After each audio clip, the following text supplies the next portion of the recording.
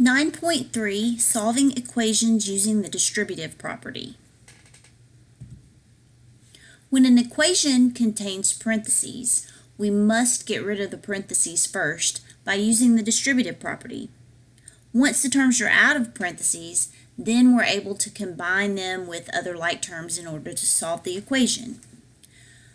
The distributive property tells us that whatever is touching the parentheses gets distributed to everything inside the parentheses using multiplication. So that's what we're going to do. Let's get rid of these parentheses by using the distributive property. So we're going to distribute the 4 to both terms inside the parentheses using multiplication. Negative 4 times x would be negative 4x. Negative 4 times negative 3 would be positive 12. Now we can solve the rest of the equation just like we would any linear equation. We want to combine like terms if there are any on the same side of the equation, and then we want to isolate the variable. There's no like terms, so we're going to start moving things away from the x, and we always start with what's farthest away, undo addition and subtraction before multiplication and division. So we undo this plus 12 by subtracting 12. And whatever we do to one side of the equation, we have to do to the other side. That gives me a negative 4x equals negative 14. And then I divide by negative 4. And that would give me x equals positive, because negative divided by negative is positive, 14 over 4, but that would reduce to 7 over 2. In number 2, my first set of parentheses has a 3 in front, so I need to distribute the 3, and that gives me 12 plus 3x. And the second set of parentheses has a 2 in front, so I distribute the 2, and that gives me 2x plus 12. Now, if I combine like terms, I would subtract 2x from both sides, and that gives me 12. 3x minus 2x would be 1x, so that's just an x equals 12.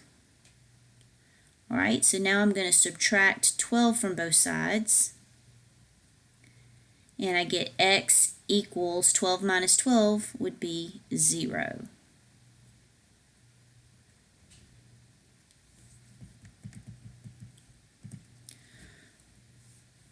For number 3, if I distribute negative 4 into the parentheses, this side stays the same, and that gives me negative 8, negative 8x minus 16. And now I want to get the x's together, so I'm going to add 8x. Remember, when we're at this point, when there's x's on both sides and constants on both sides, it doesn't matter which one we move first. I just decided to move the 8x first, but if you wanted to move the 4x to this side, or if you wanted to move the 8 or the negative 16, anything would have been okay. All right, when I combine these, I get a positive 4x plus 8 equals negative 16. Now there is a right or wrong. I don't want to get it lopsided, so I don't want to move the 16 over to this side. But I need to combine like terms, so I need to get the 8 and the 16, or negative 16 together, so I need to move the 8. I'm going to subtract 8 from both sides, and that gives me 4x equals negative 24. All right, I just ran out of room. So let's do this. Okay, so that gives me 4x equals negative 24, divide by 4, and I get x equals negative 6.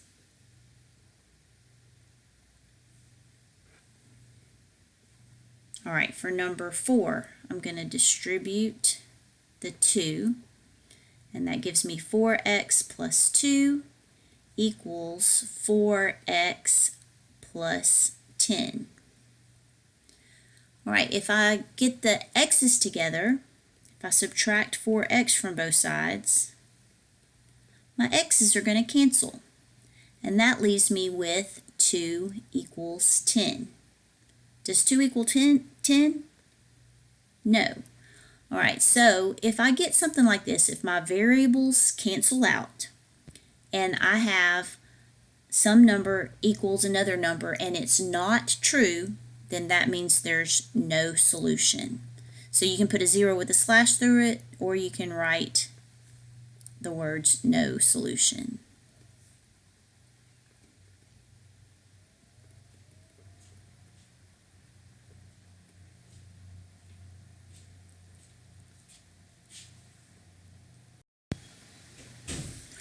All right, for number 5, we're going to distribute the negative 8 to both things inside the first set of parentheses, and that would give me negative 8x plus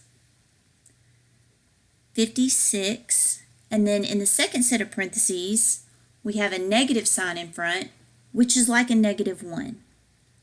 So we need to distribute negative 1 to both terms, and that would give me negative 6 minus 6x equals negative 15x. Now let's combine like terms.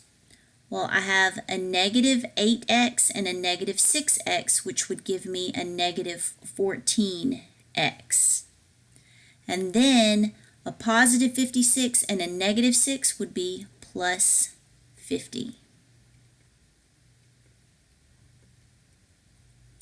All right, now I'm going to add the 14x to both sides to get my x's together.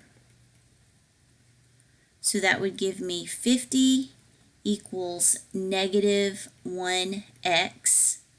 I'm going to divide by negative 1, and that gives me negative 50 equals x.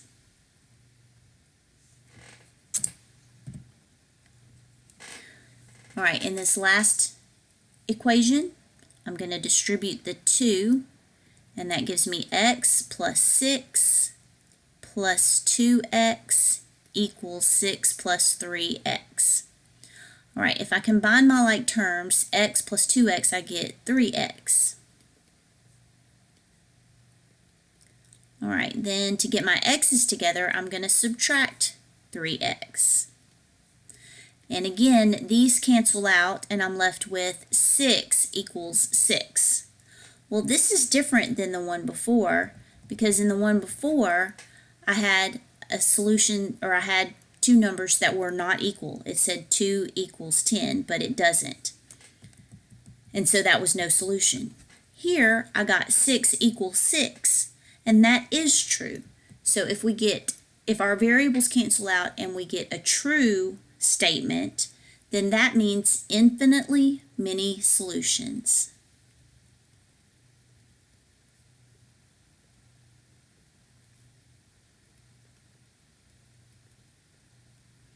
Or we could say that the solutions are all real numbers.